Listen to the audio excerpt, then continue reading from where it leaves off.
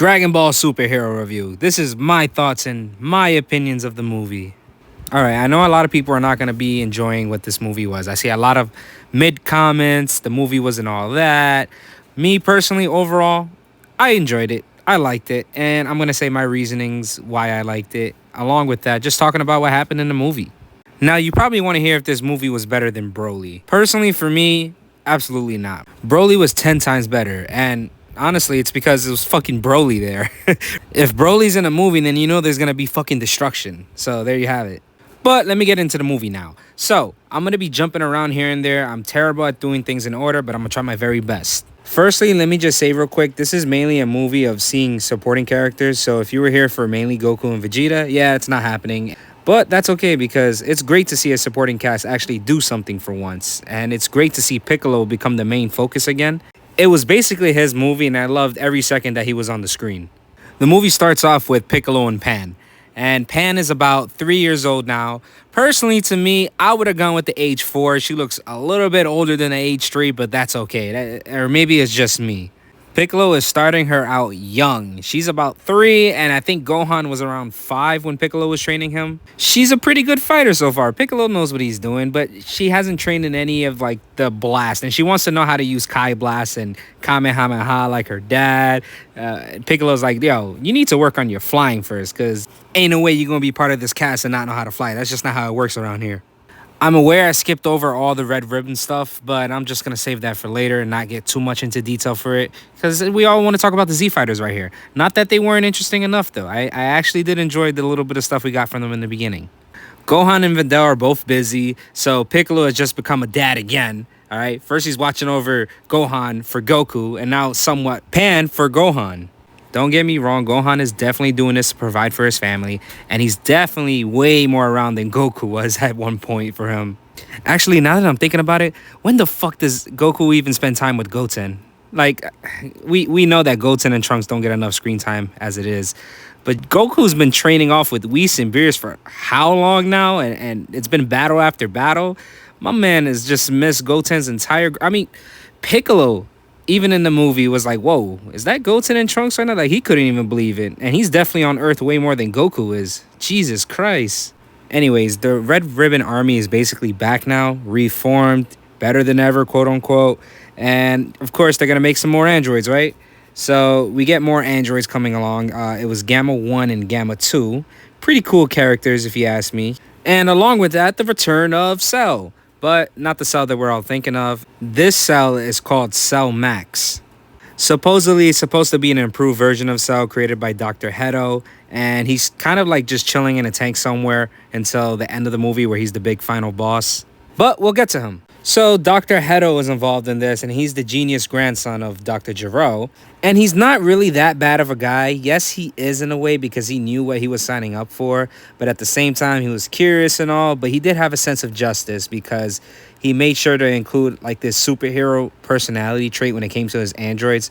So his androids kind of knew right from wrong. They would just be manipulated by the Red Ribbon Army. Leader of the Red Ribbon Army, by the way, was Magenta. His father was Commander Red, the original leader of the Red Ribbon Army that we see in original Dragon Ball. So Magenta convinces Hedo that all the Z Fighters are evil, that they're aliens from another planet. And while that is partially true, because not all the Z Fighters are aliens, he convinces Hedo that Capsule Corp has something to do with this, because these guys are always flying in and out when it comes to Capsule Corp, because obviously they're close to Bulma and they're all family pretty much. Let's take it back to Piccolo. Videl asks Piccolo to pick up Pan, as I was mentioning earlier. He goes to Gohan, lets him know a little bit like, yo, you got to do your part. You got to pick her up too. What's going on here? I can't be the one to be picking her up. He asked the question that all of us Gohan fans always want to know. Like, yo, have you been training? And Gohan gives the most ridiculous fucking answer to that. He's like, oh, come on. Do I really need to be training at a time like this? Like the world is at peace. Like things never go wrong. Gohan, how long you've been alive right now? You've been doing this since you've been a baby pretty much. And every time that you guys think it's safe, the next disaster comes right along. And what happens in this movie? The next disaster. And us Gohan fans are in the mud right now because Piccolo makes the demon clothes transform right into Gohan. And Gohan can barely stand that shit. Like as a kid, no problem. He wears it, no problem. Because we know it has weight to it. As an adult right now, he is struggling. I'm looking at this and I'm shaking my head. I'm like, Gohan, Why, damn it? You making us Gohan fans look bad. You could tell Piccolo wasn't having that shit either. The disappointment in his eyes, he was like, I did not raise you all these years just for you to be a weak bitch like this. A little bit afterwards, Piccolo ends up getting attacked by Gamma 2. They brawl for a little bit, and beforehand, Piccolo had seen the Red Ribbon Army patch, mentioned it, and Gamma 2 just wanted to test his strength pretty much, so they go back and forth, and Gamma 2 ends up getting away after he shoots like this big blast at Piccolo and thinks that he destroyed Piccolo. Big mistake there. It leads to Piccolo following him and infiltrates the Red Ribbon Army base to hear their plans and what they have going on. And he overhears that they're going to kidnap Pan. They do this because they figure that's a quick way to get at Gohan. And this motherfucker Piccolo, instead of thinking of Pan's safety in the situation, which I'm sure she has it under control, she's pretty well trained. But he's like, you know what? This might be a good opportunity for Gohan to get some training done, be on his feet, on his toes to see if he'll actually go for his daughter with all the work that he's been doing. Fuck it. Let's go along with this. I'm going to initiate in this plan too and try to see what goes down. So Piccolo calls Bulma, ends up warning her. It says, yo, let's get Goku and Vegeta here. But of course, as always, they're training with Whis on Beerus's planet. Can I mention how entertaining it is to see Piccolo hold a smartphone and try to use FaceTime as well? I was looking at him, I'm like, man, Piccolo, what the fuck are you doing? Cut to Goku for all those people who just wanted a movie with Goku and Vegeta again. Except this time, now they're on Beerus's planet, and Broly's with them. We see Goku, he's training with Broly, and Broly is still trying to control his anger. He still needs to get it under control. And even Goku and Vegeta are scared of that shit at times. They're like, hey, Broly, you need to chill the fuck out. Whis ends up suggesting for a triple threat fight between Broly, Vegeta, and Goku with no Super Saiyan or no power-ups like Kai Blast, Kamehameha waves, anything. Nothing like that. Just straight up brawling. And me, I get hyped as fuck. I sit closer to the edge of my seat. I'm like, it's about to go down. 3 Saiyans this brutal fighting against each other in a triple threat fight? Yo, it's about to get fucking insane. But Goku and Vegeta were like, yo, if we fight, Broly might actually end up destroying this planet. And we don't want that. Even Whis agrees. He's like, I guess you're right. All right, so you two just one-on-one against each other. And they start the fight. They start going at it. This is the only action that you see between Goku and Vegeta throughout the whole movie. And it's not even that long, so don't get too excited.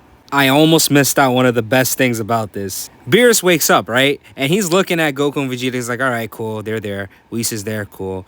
All right, who the fuck are these other guys? You got Broly there. You got that orange guy that I forget his name. I'm sorry. I forget. Then a little later after that, he sees Chilai, right? And I'm like, all right, cool. Beerus is not going to think nothing of it. And then you see that Beerus has a thing for Chilai. He must have saw Broly or something because that's when Chilai really started to fucking stand out for you guys. You guys know exactly what scene I'm talking about too. But Chilai's looking at Beerus and she's scared, just like anybody else of the God of Destruction. He takes a long good look at her and the tension builds up. All you see is a smile and he's like, yo, all right, bet you could stay here. And Whis afterwards, he's like, oh, you guys didn't notice? Beerus clearly has a type. Bro, I was fucking dead after seeing that. Never would I have expected to see that from Beerus, and it was just a cool little moment. Calling it now, Chilai is going to be the reason that Beerus doesn't destroy a planet in the future or something like that. Like, Chilai, you have ultimate power. Use this power correctly. Back to the adventures of Piccolo. Alright, so Piccolo volunteers to go along with the guys to kidnap Pan. So him and some other guy finally get to Pan, picking her up from preschool, right? And Pan senses that this other dude that's with Piccolo is nobody good. She's not stupid. She knows that she's never met this dude in her life. So what does she do? She fucking knocks his ass out and had me fucking dead. And she looks at Piccolo. She's like, oh yeah, I sensed you. I know that's you in there, Piccolo.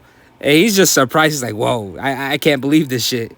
After making Pan understand the plan and being a fake prisoner and all, he tries this again later on with Gohan.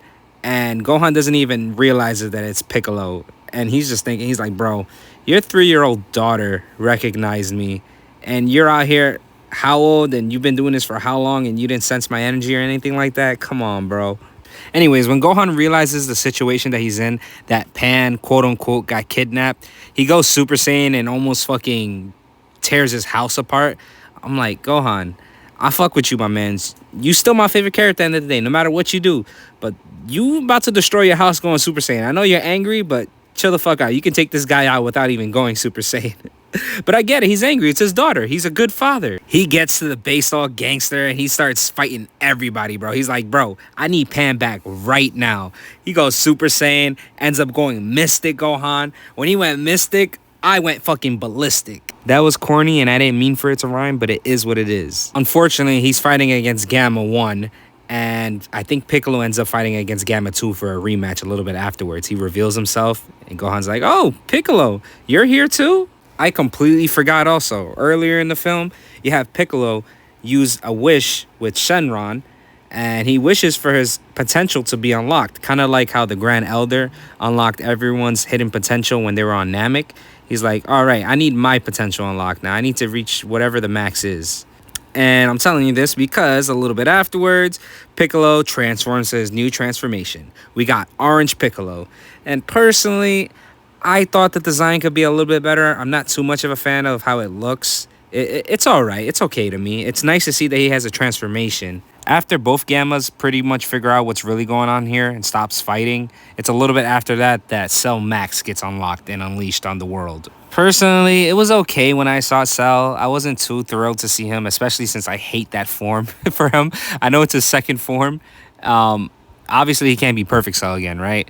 I really liked the first design for his first form. And I've always hated the fat Cell look.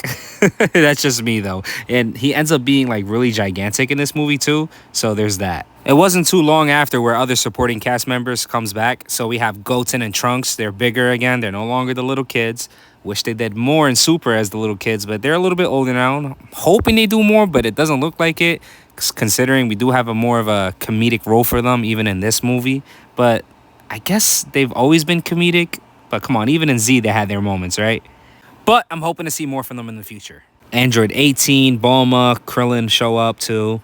Okay, let's get to the really good stuff. So everybody starts tag teaming Cell, right? And they find out from the Gammas that it has a weak point in his head. All they gotta do is hit the weak point, and eventually Cell will blow up, like how OG Cell blew up, right? That's deadly, but they gotta get it done. Trunks and Goten does fusion, and I guess they haven't done it for a while because they end up messing up. And yeah, what can you expect?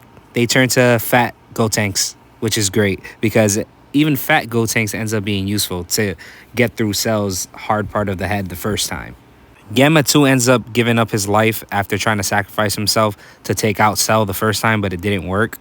I just want to say that I was so completely wrong. I know it's not the same Cell, but I had a feeling in the movie as I was watching that Cell was going to end up absorbing one of the Gammas, either one or two, maybe even both, for another transformation. It could have been something else entirely. It didn't have to be like Perfect Cell, but something else. But I guess I was wrong. I was overthinking it.